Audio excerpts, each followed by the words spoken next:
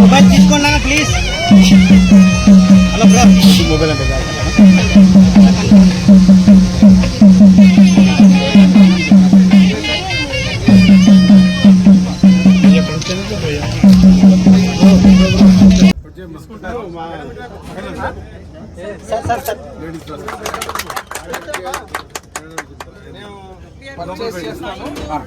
దయచేసి కూర్చోవాలి. స్టేజ్ లో ఉన్నటువంటి అలాగే స్టేజ్ కింద ఉన్నటువంటి మరి కార్యకర్తలు అయితేనేమి, మహిళా తల్లులు, ఆడపడుచులు అయితేనేమి అందరూ కూడా కూర్చోవాలి ప్లీజ్. దయచేసి ప్లీజ్ ఎవరైనా స్టేజ్ పైకి రాకండి సార్, పంపించండి.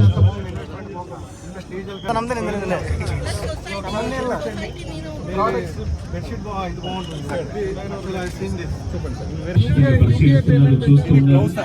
చేనేత మగ్గాల నుంచి జాలువారిన చీరలు చాలా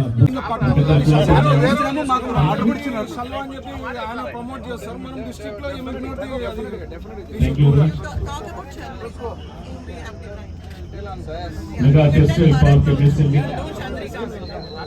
ఇలాంటి కార్యక్రమంలో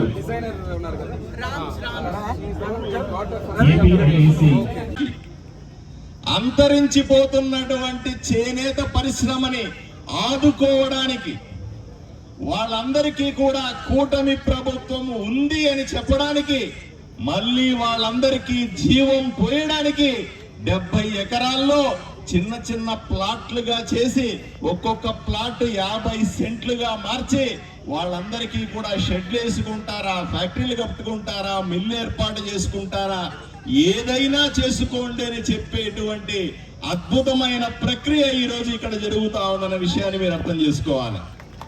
నేను సూటిగా అడుగుతా ఉన్నా, ఇంతకు ముందు మాట్లాడుతున్న వాళ్ళందరినీ కూడా, మీరు 5 ఏళ్ల కాలంలో ఏ రోజైనా సరే ఇట్లాంటి పార్కు గురించి ఆలోచన చేసినారా? చేనేతల గురించి ఆలోచన చేసినారా? చేనేతల కష్టాల గురించి పట్టించుకున్నారా అని సూటిగా అడుగుతా ఉన్నా.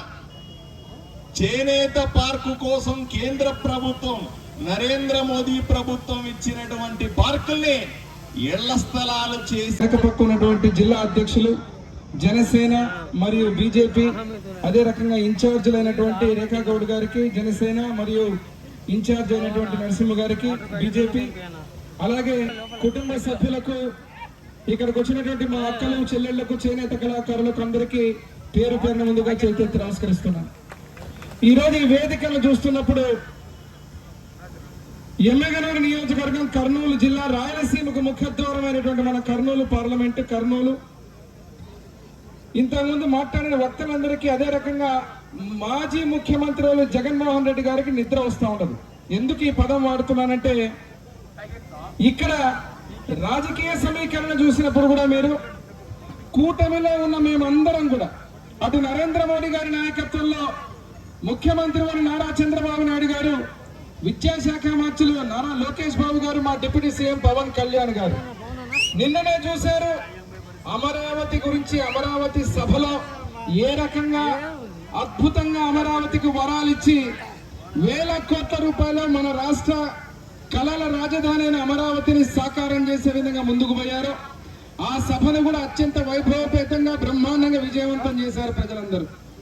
మరి ఈరోజు mega textile park Kurnool, Rayalaseema ప్రాంతంలో వెనుకబడిన ప్రాంతమైనటువంటి మన ఆదోని, ఎమ్మెగనూరు, కోడుమూరు, అదే రకంగా కర్నూలు ప్రాంతంలో ఇక్కడ ఉన్నటువంటి మెగా టెక్స్టైల్ పార్క్, ఈ వేదిక మీద ఈరోజు అందరం కూడా మేము కూటమి నాయకులం అందరం కలిసి కట్టుగా ఈ యొక్క కార్యక్రమానికి నాంది పలకడానికి ఎమ్మెగనూరుకు వచ్చినందుకు మరొక్కసారి వారికి శుభాకాంక్షలు తెలియజేస్తూ, రేఖారాణి గారు, మా కమిషనర్ గారు, టెక్స్టైల్ హ్యాండ్లూమ్స్ కమిషనర్ గారు, వారు మాట్లాడుతూ వారికి కూడా ప్రత్యేక ధన్యవాదాలు.